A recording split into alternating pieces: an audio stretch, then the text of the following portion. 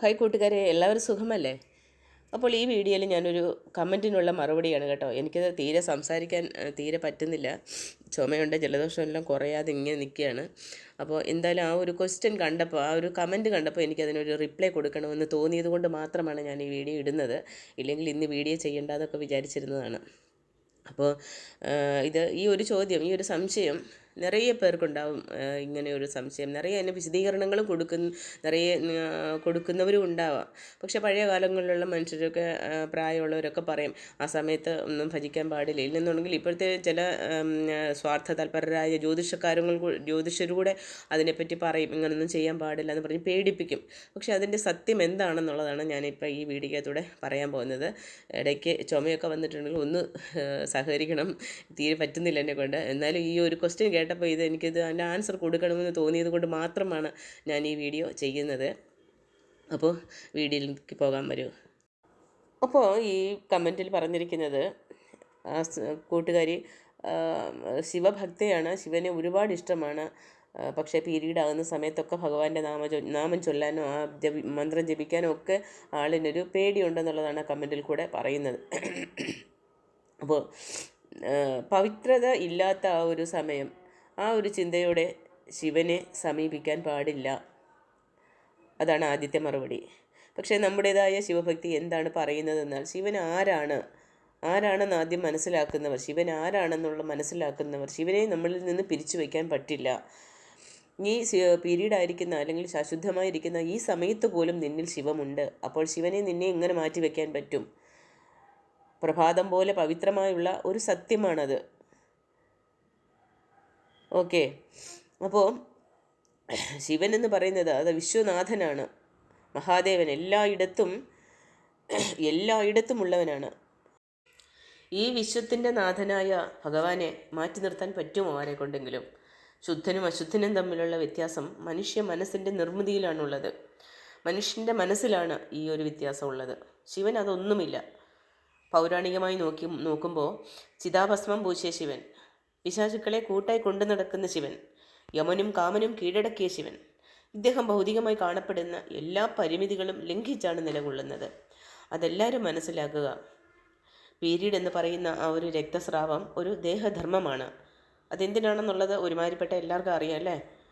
നമ്മളുടെ അതായത് ഒരു പ്രക്രിയ, അതായത് നമ്മുടെ തലമുറകളെ സൃഷ്ടിക്കാൻ സ്ത്രീകളെ കൊണ്ട് മാത്രമേ പറ്റുകയുള്ളൂ. അവളിൽ ഉണ്ടാകുന്ന ആ ഒരു ധർമ്മം ഇല്ലെന്നുണ്ടെങ്കിൽ നമുക്ക് സന്തതികൾ ഉണ്ടാവില്ല. അതൊരു ആവശ്യമല്ലേ? അത് അശുദ്ധതയല്ല. ശിവനെ വാഴുന്നതിൽ നിന്ന് വേരില്ലാത്ത ഒരു ഭയം തന്നെയാണ് അതിൻ്റെ പിന്നിൽ. അതാരാണ് അത് പ്രചരിപ്പിച്ചതെന്ന് പറഞ്ഞാൽ, ശിവനെ വെറും ഒരു അല്ലെങ്കിൽ ഒരു വ്യാപാര വസ്തുവായി മാത്രം കണക്കാക്കുന്നവരെയാണ് ശിവനെ അങ്ങനെ കണക്കാക്കുന്നത്. ശിവൻ ഇങ്ങനെയൊക്കെയുള്ള കാര്യങ്ങളിൽ ഭയങ്കരമായിട്ട് ശിക്ഷിക്കുമെന്നൊക്കെ പറയുന്നത്. തന്ത്രശാസ്ത്രത്തിൽ സ്ത്രീ ശരീരത്തെ ശക്തി സ്വരൂപമായിട്ടാണ് കാണുന്നത്. ശക്തി സ്വരൂപം എന്നാണ് പറയുന്നത്. പീരീഡ് കാലത്ത് സ്ത്രീയുടെ ശരീരത്തിൽ ശക്തിയുടെ ഉൾസ്ഫോടനമാണ് നടക്കുന്നത് കൂട്ടുകാരെ. അതിൻ്റെ ഇലക്ട്രോ മാഗ്നറ്റിക് വേവ്സും ആന്തരിക ഊർജ്ജവുമാണ് അധികം. ആ സമയത്താണ് ആ പവർ അവളെ കൊണ്ട് താങ്ങാൻ പറ്റില്ല ആ സമയത്ത്. അതുകൊണ്ടാണ് അവൾക്ക് ആ സമയത്ത് വിശ്രമം വേണമെന്ന് പറഞ്ഞത്. തന്ത്രപാഠങ്ങളിൽ പറയുന്നത് എന്താണെന്ന് വെച്ചാൽ, ആ ഊർജ്ജത്തിൽ ആ ശരീരത്തിൽ നടക്കുന്ന ആ ഊർജ്ജ പ്രക്രിയ പരിണാമത്തിൽ ആ ഊർജ്ജത്തിൽ ക്ഷാമം ഉണ്ടാകാതിരിക്കാനാണ് സ്ത്രീകളെ എല്ലാ പ്രവൃത്തികളിൽ നിന്നും അവരെ മാറ്റി നിർത്തുന്നത്. ഒരുപാട് ശരീരത്തിന് ശ്രമം കൊടുക്കുന്ന ജോലികളിൽ നിന്നെല്ലാം അവരെ മാറ്റി നിർത്തിയത് കാരണം അതാണ്. പക്ഷെ അതിൻ്റെ അർത്ഥം അവൾ ഒരു ദൂഷിയോ അല്ലെങ്കിൽ അവൾ അശുദ്ധയോ ഒന്നുമല്ല. അവൾ ശുദ്ധയാണ്. അവൾ ആ സമയത്ത് വിശ്രമിക്കേണ്ടത് മാത്രമാണ്. അതാണ് അനിവാര്യമായ ഒരു കാര്യം. ശിവൻ ഏറ്റെടുക്കുന്നത് എന്താണെന്ന് ചോദിച്ചാൽ, നിഷ്കളങ്കമായ ഭക്തിയെ മാത്രമാണ്. ഒരു പുതിയ ഡ്രസ്സിട്ട് അല്ലെങ്കിൽ അമ്പലത്തിൽ പോകുമ്പോൾ പുതു ഡ്രസ്സ് മാത്രം ഇടുന്നവരുണ്ട്, ഇട്ടുകൊണ്ട് മാത്രം അമ്പല ദർശനം ചെയ്യുന്നവരുണ്ട്, അല്ലെങ്കിൽ അമ്പലങ്ങളിൽ പോകുമ്പോൾ അതിനു വേണ്ടിയിട്ട് പുതിയ ഡ്രസ്സുകൾ വാങ്ങുന്നവരുണ്ട്. അതൊന്നുമല്ല ഭഗവാന് വേണ്ടിയത്. നിങ്ങളുടെ മനസ്സ് ശുദ്ധമാണോ എന്ന് മാത്രം നോക്കുകയുള്ളൂ ഭഗവാൻ. ഒരു ഒരു ഡ്രസ്സ് ഇട്ടിട്ട് പോയാൽ, അല്ലെങ്കിൽ പഴയ ഡ്രസ്സാണ്, അത് നനച്ച് വെടിപ്പോടെ അത് ഇട്ടുകൊണ്ട് പോയി ഭഗവാനെ ഒന്ന് കണ്ടിട്ടുണ്ടെങ്കിൽ ഒരു ദൂഷ്യവും ഇല്ല. അതുകൊണ്ട് അവിടെ നിൻ്റെ മനസ്സിൻ്റെ ഉള്ളിലുള്ള, നിൻ്റെ ശരീരത്തിൻ്റെ ഉള്ളിലുള്ള ആ മനസ്സ് ശുദ്ധമാണ്. അപ്പോൾ അവിടെ അത് ഭഗവാൻ ഏറ്റെടുക്കും. ശിവനെ പ്രാർത്ഥിക്കുന്നത്, ജപിക്കുന്നതോ ഭക്തിയോടെ അവൻ്റെ ആ നാമം ഉച്ചരിക്കുന്നത് അത് മനസ്സിൽ നിന്ന് വരേണ്ട ഒരു കാര്യമാണ്.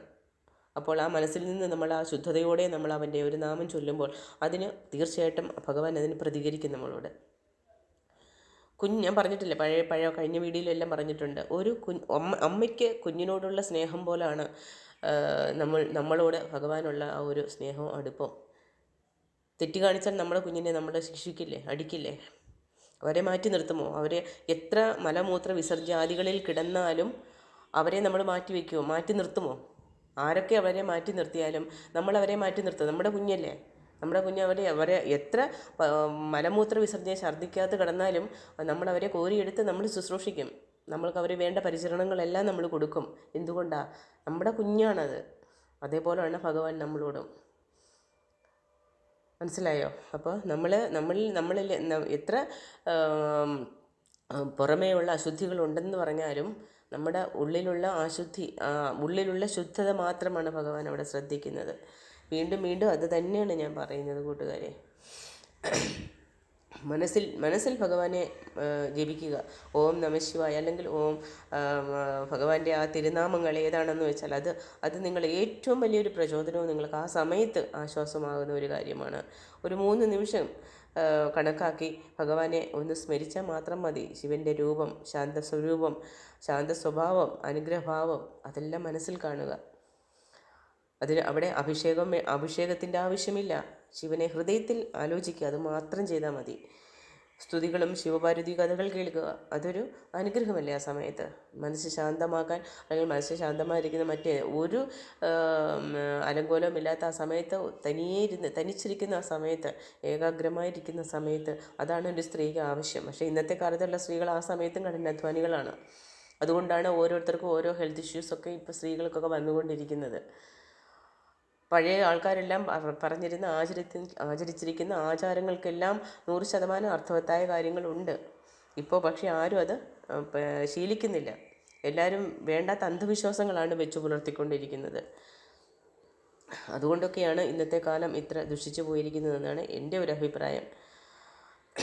പിന്നെ നമ്മുടെ ശാസ്ത്രം പറയുന്നത് എന്താണെന്ന് ചോദിച്ചാൽ, പീരീഡ് സമയത്ത് സ്ത്രീയുടെ ശരീരത്തിൽ ഹോർമോണുകൾക്ക് മാറ്റം സംഭവിക്കുന്നു. അവളിൽ ആ മാനസിക ആരോഗ്യവും സാന്ത്വനവും ആ സമയത്ത് അവൾക്ക് ആവശ്യമാണ്. ആ സമയത്ത് ശിവഭക്തി സംഗീതം, മനസ്സ് ശാന്തമാകുന്ന ജപങ്ങൾ, ഭക്തിപാഠങ്ങൾ കേൾക്കുന്നത്, അതിൽ നിന്നും ആ ഒരു മനസ്സിനുള്ള ഊർജ്ജം അവൾക്ക് കിട്ടും, മനസ്സിനുള്ള സമാധാനം കിട്ടും. അത് കർമ്മവും ഭക്തിയുമാണ് കൂട്ടുകാരെ. അതാണ് ആ ശുദ്ധതയുടെ ഉച്ചസ്ഥായി. ആ മനസ്സ് ശുദ്ധമാണെങ്കിൽ മാത്രമേ ഏത് സമയത്തും ഭഗവാൻ ഉണ്ടെന്നുള്ള ഒരു ചിന്ത കൊണ്ട് ഏത് സമയത്തും ആ ഭഗവാന്റെ നാമം ഉച്ചരിക്കാൻ അവിടെ തോന്നുകയുള്ളൂ. അല്ലെങ്കിൽ ഒരു പേടിയായിരിക്കും, ഭയമായിരിക്കും, അയ്യോ ഭഗവാനെ. അപ്പം ഭഗവാൻ നിങ്ങളിൽ നിന്ന് ഒരുപാട് അകലെയായതുപോലെ നിങ്ങൾക്ക് തോന്നുന്നില്ല? അങ്ങനെ ചിന്തിച്ച് നോക്കിക്കേ. ശിവഭക്തി, ഞാൻ ശിവന് മേലെ ഭക്തി വെച്ചിരിക്കുന്നു, അല്ലെങ്കിൽ ശിവന് മേലെ ഞാൻ എൻ്റെ ജീവനെ വെച്ചിരിക്കുന്നു എന്ന് പറയുന്നവർ ഇങ്ങനെയൊക്കെയുള്ള ഒരു അവസരങ്ങൾ വരുമ്പം എന്തുകൊണ്ട് അത് അങ്ങനെ ചിന്തിക്കുന്നു? ചിന്തിക്കാനേ പാടില്ല. ഏത് സമയത്തും ഭഗവാൻ കൂടെ ഉള്ളപ്പോൾ നീ ഋതുവായിരിക്കുന്ന പീരീഡായിരിക്കുന്ന സമയത്തും ഒരു മരണ വീട്ടിൽ പോയാലും ആ ഭസ്മം ധരിച്ചിട്ട് പോകാം. അതാണ് ഭഗവാന്റെ ആ പ്രത്യേകത. ആ ഭസ്മത്തിൻ്റെ അർത്ഥം എന്താണെന്ന് മനസ്സിലാക്കുന്നവരതിന് മടിക്കില്ല. അപ്പോൾ കൂട്ടുകാരെ, ശിവഭക്തി എന്നത് ഭയത്തിൻ്റെ ആ ഒരു വിഷയമേ അല്ല കേട്ടോ. അത് നമ്മുടെ ആ ഒരു ആത്മവിശ്വാസം തരുന്നതാണ്, നമ്മുടെ ജ്ഞാനത്തെ ഉത്തേജിപ്പിക്കുന്നതാണ്. അതാണ് ശിവഭക്തി എന്ന് പറയുന്നത്. അപ്പോൾ പീരീഡായിട്ടുള്ളവളെ ശിവൻ ഒരിക്കലും എൻ്റെ നാമം ജപിക്കരുതെന്ന് ഭഗവാൻ പറഞ്ഞിട്ടില്ല. അതെല്ലാം അജ്ഞാനികളായ, അല്ലെങ്കിൽ അവരുടെ അറിവില്ലായ്മ കൊണ്ട് പറയുന്ന കാര്യങ്ങളാണ്. ഓക്കെ, അതൊന്നും ചെവി കൊടുക്കാൻ പാടില്ല. ധൈര്യമായിട്ട് നിങ്ങൾക്ക് ആ പീരീഡ് സമയത്ത് ഓം നമഃശിവായ മന്ത്രം ജപിക്കാം. അപ്പോൾ ഈ ശിവനെ പീരീഡ് സമയത്ത് ശിവനെ ഭജിക്കാമോ, അല്ലെങ്കിൽ ശിവൻ്റെ ഓം നമഃശിവായ മന്ത്രം ജപിക്കാമോ എന്നുള്ള ഒരു ചോദ്യത്തിനൊരു എന്താ പറയുന്നത്, ഒരു ആത്മീയപരമായും ഒരു ശാസ്ത്രീയപരമായുമുള്ള ഒരു മറുപടി കിട്ടിക്കാണുമെന്ന് ഞാൻ വിചാരിക്കുന്നു. പിന്നെ ശിവഭക്തിക്ക് ആണോ പെണ്ണോ എന്നുള്ള ആ ഒരു ലിംഗപരമായിട്ടുള്ള വ്യത്യാസമോ ശരീരപരമായോ കുറവുകൾ ഒന്നും ഭഗവാൻ നോക്കത്തില്ല. ഓക്കെ, നിങ്ങളുടെ ജീവനായിട്ടിരിക്കുന്ന, നിങ്ങളുടെ മനസ്സിനുള്ളിൽ ജീവനായിട്ടിരിക്കുന്ന, ജീവൻ്റെ തുടിപ്പാണ് ശിവത്തിൻ്റെ ശായ്ക്ക് നമ്മൾ ആ ഒരു വള്ളി ഇട്ടില്ലെങ്കിൽ അത് ശവമാണ്. ശിവൻ നമ്മുടെ കൂടെ ഇല്ലെങ്കിൽ നമ്മൾ ശവമാണ്. ഓക്കെ. അപ്പോൾ ശിവനെ പ്രാർത്ഥിക്കുന്നതിന് ആ ഒരു ഭയം വേണ്ട. ഭഗവാനെ ഒരു ഒരു ഭീകര രൂപി പോലെ ചിത്രീകരിക്കുന്നവരാണ്, അല്ലെങ്കിൽ അങ്ങനെയല്ല. കരുണാമൂർത്തിയായ ഭഗവാൻ ആ കരുണ മാത്രമാണ് പ്രതീക്ഷിക്കുന്നത്, നമ്മുടെ മനസ്സിലുള്ള ശുദ്ധത. ഒരാൾ നമ്മുടെ ഒരു വാക്കുകൊണ്ടോ ഒരു പ്രവൃത്തി കൊണ്ടോ ഒരു നോട്ടം കൊണ്ടുപോലും ഒരു മനുഷ്യൻ്റെ മനസ്സ് വേദനിക്കാനോ അവരുടെ കണ്ണിൽ നിന്ന് ഒരു തുള്ളി കണ്ണുനീര് വീണാലോ ഭഗവാൻ പൊറുക്കില്ലത്. അതാണ് തെറ്റ്. അതാണ് ഭഗവാനെ ദേഷ്യം പിടിപ്പിക്കുന്ന കാര്യം അതാണ്. അതല്ലാതെ പ്രകൃതിദത്തമായി നിനക്ക് കിട്ടിയ എന്തോ ഒരു വിഷയവും, ശാരീരികപരമായിട്ട് ഒരു സ്ത്രീക്കുള്ള എന്തോ ഒരു കുറവിനെയും ഭഗവാൻ അവിടെ കണക്കാക്കുന്നില്ല. ആ സമയത്തും ഭഗവാനെ പരിപൂർണമായിട്ട് നിങ്ങൾക്ക് ഭഗവാനെ സ്മരിക്കാം, ഭഗവാന്റെ നാമം ജപിക്കാം. ഓക്കെ കൂട്ടുകാരെ, അടുത്ത വീഡിയോയിൽ കാണാം. അതുവരേക്കും നന്ദി, നമസ്കാരം.